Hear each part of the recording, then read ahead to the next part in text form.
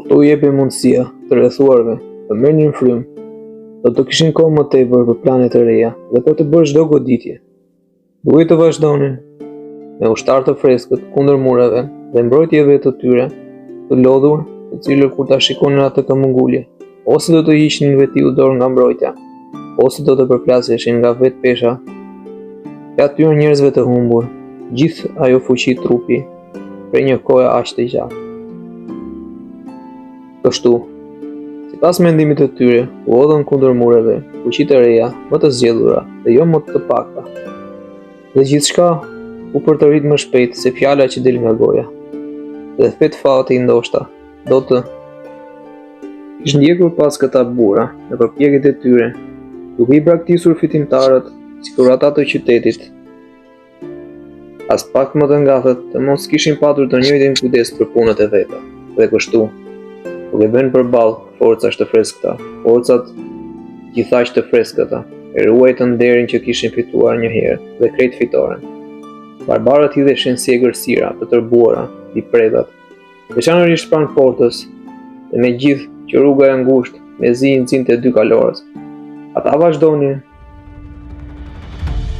të tureshin, kaluar vetë mureve dhe ta godisnin portën me heshtë, por gjithë kjo ishte më fort një mospërfillje tepër e marrë e jetës, për t'u qortuar, se sa një guxim për t'u lavdëruar, sepse për shkak të saj u ngritën kudo aq shumë kapica u fomash të tyre, saqë që të gjithë e quanin pranë kontin një profet të papaguar.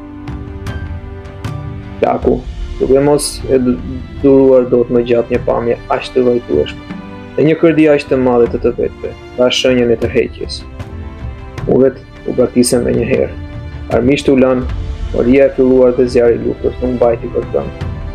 Kështu kjo shenjë pritje nga të gjithë me padurim. Por as për tanët pushimi i zjarrit nuk qej i papëlqyer, sepse lodhja dhe vapa, etja dhe udhia. E qarmujt ku i zuri, më të shumë të pangrënë, ua kishte shkundur fuqin burrave. Prandaj, pjesën që mbeti të ditës dhe natën, që po vinte, ja falën qetësisë dhe kujdesit për trupin. Edhe Skënderbeu u bë shem dhe verë atë natë, nga lajmet që vinin fluturimi prej çdo ane përfitoren kurtane. Përfundimi patbartë të asaj dite, ai u bëri të ditur pastaj princerve dhe popullsive gjinje. Armiqtë qenë fort të pikëlluar gjatë atyre ditëve, sepse zduroi kollaj humbja që patën në atë betejë, më se 8.000 njerëz të zhdukur. Atyre të qytetit, fitoria u kushtoi pak gjak, por ati thonë se mbyllur në çadër e mbajti parinë e të vetëve për 2 ditë të tëra. Me këshillime të ndryshme, më në fund, përdarimi i Mehmetit përmes të tjerëve ishte disi për të shënuar, sepse natyra e tij tepër e zjarrt, dhe mosha e re u akthente tërpiklimin atyre që kishte përballë në tërpim. Prandaj, i jetur për shpak, sikurse as mundit, as gjumit, dhe s'pushonte se shkuari kudo, dhe së kqyri ushtrin, veçanërisht në atë anë, ku kishin sulmuar pak më parë tanët. Atje, kish vendosur radhët e ushtarëve, po me zemër, dhe kish ngritur pusira gjithandej. Dhe shpesh gdhinte edhe vetë, me qëllim, që po t'i sillte fat ndonjë rast të mbar, dhe mos e linte t'i shkonte nga duart, por pasi ta shtypte Skënderben dhe të dërmonte ushtrinë e tij, ta çlironte më në fund shpirti nga i hall, dhe ta shtinte i lirë gjithë e pirin në dorë.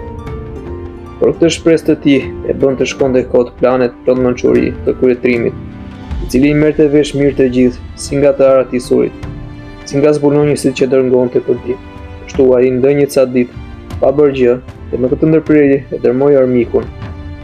Por më që se duronte dot një pushim kaq të gjatë, dhe me që mendoi të ngrinte edhe vetë një kur, e të cilin të kapte ata njerëz aq të palodhur, lodhi një natë plaçkat në heshtje më të madhe, dhe i shpuri forcat në një vend, të cilin banorët e quajnë Montikël, nga i cili çadrat e armikut mund të sulmoheshin fare lehtë.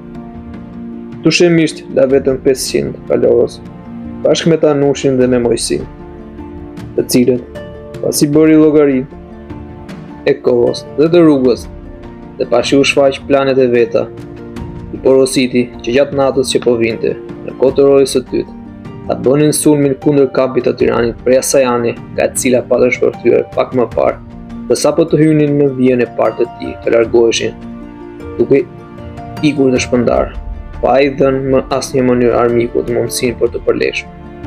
Ai vetë gjithashtu, pasi rregulloi dhe sistemoi çdo gjë në mund t'igël, dhe pasi la atje gjithashtu për rojet të kampit, mezi 300 burra mori ushtrin dhe u nis natën e caktuar.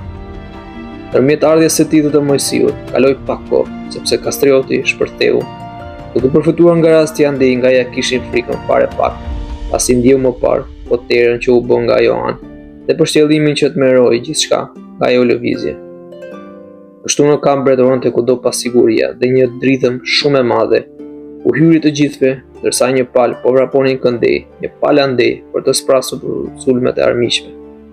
Të tjerët po zgjonin shokut duke bërtitur, me të madhe se ishin të rrethuar nga çdo anë prej armiqve të kundërshtarëve. Por Mojsiu, sa u shtiu pak frikën pa u bërë dëm fare, sepse ushtarët e vendosur atje, që më parë nga Mehmeti, i vunkullaj përpara, sidomos me që iknin me dëshirën e vet. Ata nuk i lati dishin pashtë, pasi ishte shumë frika e madhe, dhe e përhershme e pritave, e dëm shumë të madh u solli Skënderbeu, dhe u shkatroi gjithë kampin me zjarr e me hekur.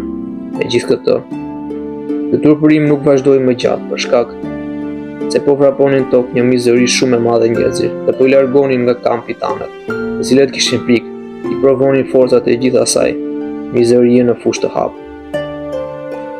Por barbarët nuk bën asgjë të shënuar gjatë sprapjes së tanëve, jo vetëm sepse nuk sulmuan, por po tërhiqeshin, por edhe sepse Kastrioti, luftëtarët me sy katër e kishin vendosur gjithë këmbësorin bashkë me 300 kalorës.